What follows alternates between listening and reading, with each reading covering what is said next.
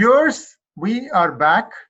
We are going to reach out to Professor R. Vaidyanathan on what transpired in Tamil Nadu, where much was expected, and it seems that the BJP or the NDA alliance once again flattered to deceive.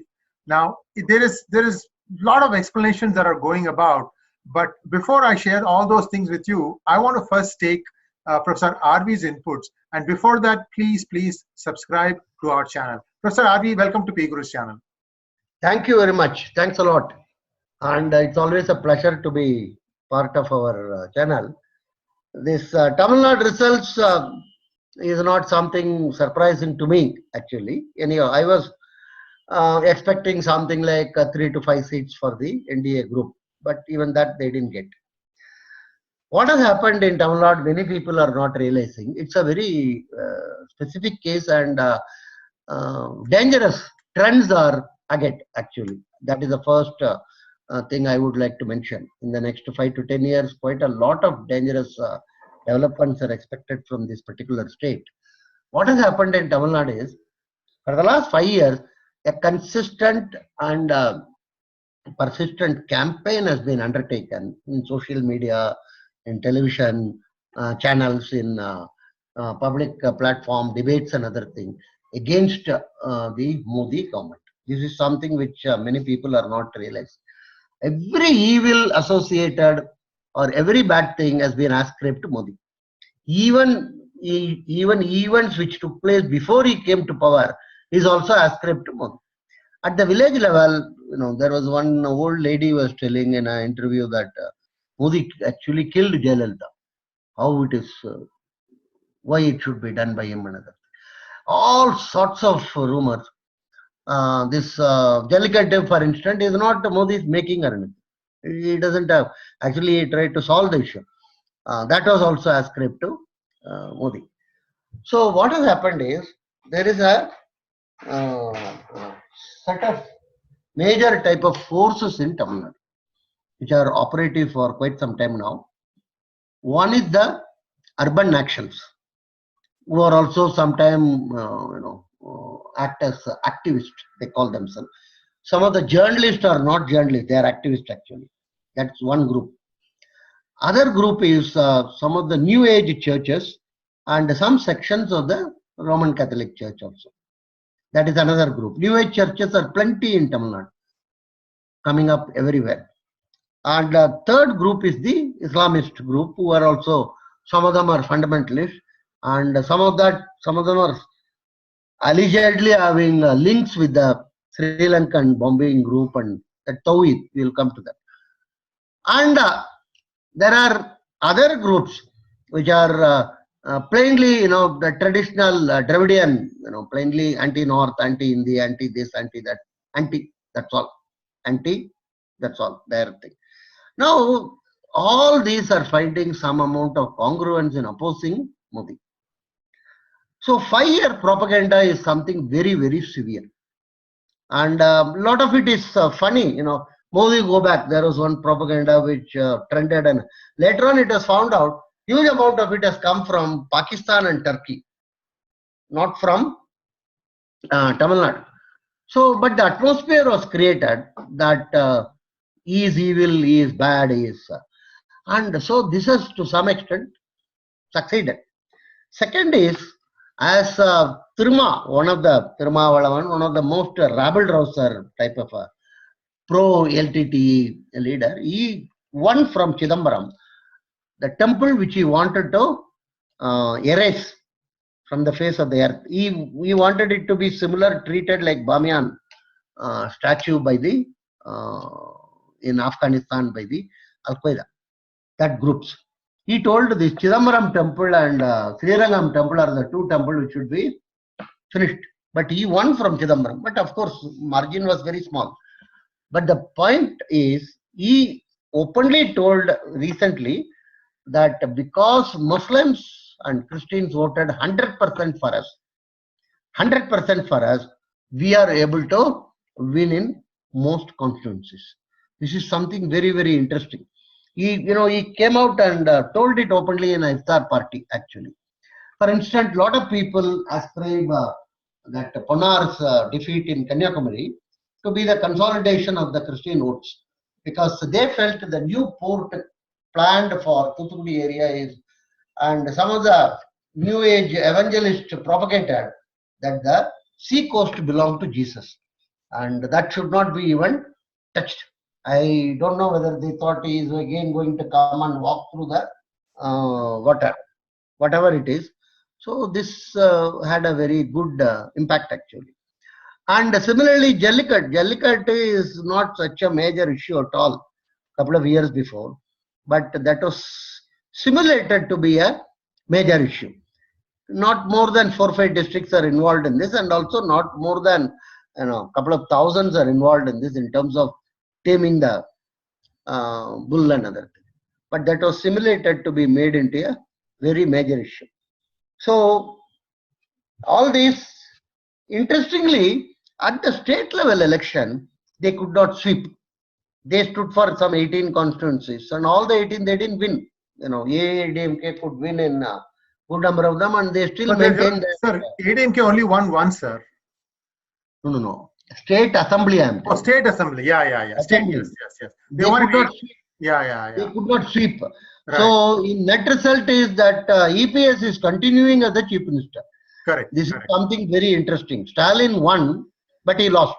Sir, so that means, sir, see, that lends credence to what Thirumavalavan said, that there was 100% accumulation of votes in one particular direction, because in assemblies constituencies, right, you're not going to have the minorities in significant numbers. Yeah.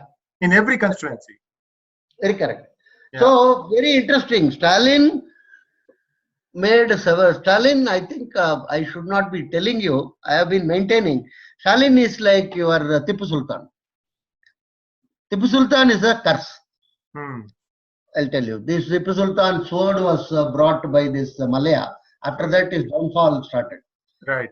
Unnecessarily. Then Tipu Sultan film was produced by that Sanjay Khan. Then there was a fire and some 15 people died. Yeah. And after that, Sanjay Khan is gone actually. Right. Then Tipu Sultan anniversary was celebrated by this Siddharamaya, and he lost the poll. So I think like Tipu Sultan, Stalin is similar to that. He went and announced, and he's the only leader who announced and supported Rahul will be the PM. One of the funniest thing, it distinguishes him from his father. His father would never have announced like that.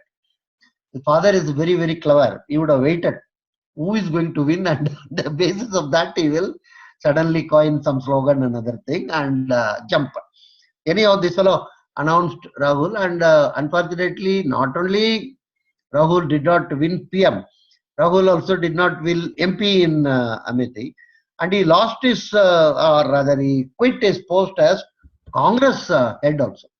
To the extent Stalin finally has to request him to continue as Congress leader. Sir, do you know who is the president of the Congress party now? Now it is Rahul only, as of now. Okay. Yeah, till his resignation is accepted, it's something like an interim arrangement. Like Modi, for instance, went and resigned to the president, and the president will ask him to continue till alternate arrangements are made. Right? At those 3 days, he resigned on some 26th or 27th. Yeah. That 3 days he continues to be the PM. Same position in Congress. And anyhow, they are in search of a new leader. It seems he is very adamant. Now, Stalin has lost on that count also. So, his position is very, very interesting. He has something like a huge number of MPs with him, but not any power. Now, this creates two problems. Quite a number of them again have spent money, large number of money. And in Tamil Nadu, I am told many of the constituencies, they have distributed money also to the voters. Not only spending for posters and all these speeches and other things. So many of these MPs thought if Rahul become PM, they will also jump into the gravy train, and now there is no train, there is no right. And then they are shouting that they were not invited for the swearing in of the PM. Actually, every Bhavan in Delhi, Rajasthan Bhavan, Nagaland Bhavan, Tamil Nadu Bhavan, Andhra, they left the invitations for all the MPs. Because the time was very short, they cannot be. And every Bhavan, other MPs picked it up. In this Tamil Nadu Bhavan, these MPs didn't want to take it. And Stalin anyhow is an MLA only. He's not an MP. And he's a leader of opposition. But they are not called as per protocol. For instance, leader of opposition, then you have to call in Madhya Pradesh, then you have to call in this Chhattisgarh. And anyhow, point is, the idea of victimhood is significantly getting enshrined in Tamil mind. Sir, isn't this stupidity on part of the MPs to not even go look and see if the protocol has been followed or not before claiming victimhood? I mean, I think, sir, sorry to jump in like this, if BJP really wants to have any realistic success in Tamil Nadu, the first thing they need to do is have a good newspaper of their own and a good TV channel of their own. Without that, there is no way these guys are going to make any kind of dent. This was told to them in 2014. Mr. Amit Bhai Shah was not really looking at it. I'm really hoping, because this is going to divide the country. These things, like you said, they are trying to Timorize Tamil Nadu. They are starting on a victimhood plank for the last 40-50 years, but now it is getting very severely that we are the victims. Tamils are now they are all arguing why there is no minister from Tamil Nadu. They don't have any. How will they have? They can't have DMK minister. And Nirmala Sitharaman and our this Jaishankar, accepting them as ministers of Tamil. And Hindu, such a major paper, it writes people of Tamil origin. It's what is this rubbish? As if people of Indian origin in US, people of Tamil, all sorts of things are being spread. And there is another victimhood. All TV channel telling Tamils are neglected. There is no Tamil to represent in the cabinet. First of all, elementary, no cabinet minister represent any state. Let's be very clear about it. He may come from a state. He may come from Maharashtra. He may come from Andhra.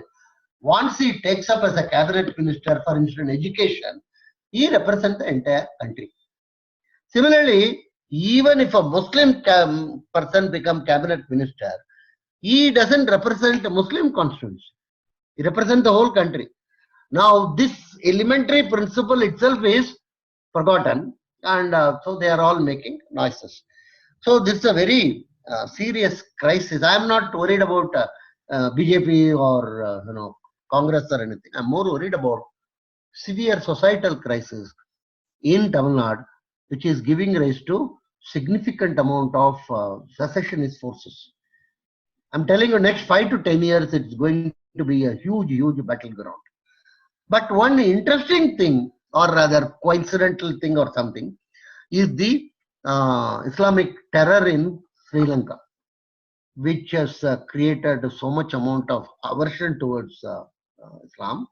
And I think you would have read in the paper today, most of all the Islam ministers have quit in order that proper investigation can be done against them.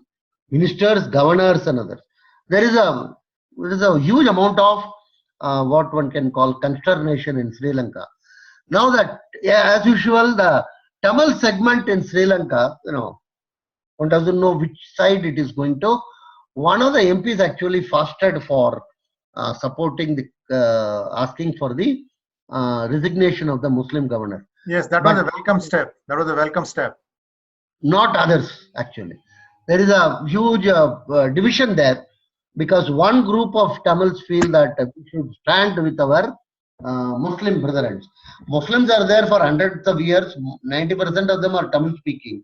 None of them recognize themselves as Tamils. That's the most important thing. They think they are primarily Muslims. Actually, toward the end of the war, LTT had a grouse against them, and there was actually a battle between LTT and some of the Muslim groups. So there is a thing brewing there, very severe brewing, not like your Congress, brewing. It's a major brew there. That could have some impact in Tamil Nadu, because sir, also there is one other big concern in Tamil Nadu. I'm sorry, in Sri Lanka, in the Tamil portions of Sri Lanka, there's a lot of active conversion going on there also. And have been briefed. This came like a surprise for me. See, what people don't realize is Velupillai Prabhakaran became a Christian before he died. I think there was a Swedish Norwegian influence, and there was some silent conversion of Hindus to Christianity that happened. In fact, they say that the top LTT leadership may have all been Christians when they died. I don't know how true this is. I mean, maybe if you know something. One thing is sure, in the top LTT leadership, you didn't have any Muslim. That's true. That's true. That's very interesting, actually. Yeah. Now, the conversion is obviously taking place. It's a huge church is extremely active in Sri Lanka, and Tamils are the most easier group compared to Singalas.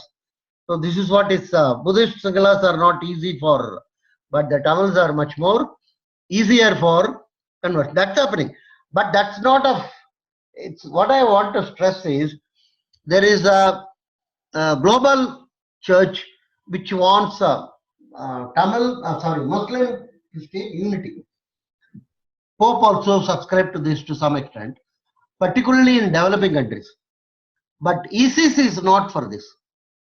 The ISIS battle is for establishing a caliphate. Caliphate, yeah. Caliphate. So they are very clear. So what is happening is in most developed places like Europe and other things, the fight of the Muslim is again modernism of those, because Europe is no more Christian actually. And nobody goes to churches except for this what is that called as a tourist spot.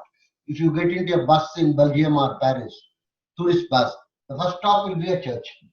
They will show you all the stained glasses and other things. There is nobody inside to pray. So that's so there the fight is again modernism. But in developing countries like us, they want to fight what is the Christian influence. In Africa, for instance, significant fight is taking place between evangelical New Age churches and the Islamic forces in many countries of Africa. So the Sri Lankan violence is part of that actually. So the impact in Tamil Nadu is going to be very interesting, because so far they are trying to have a fragile coalition between Islam and Christianity, the fundamental Islam and the soul harvesting Christianity. How they are going to coexist?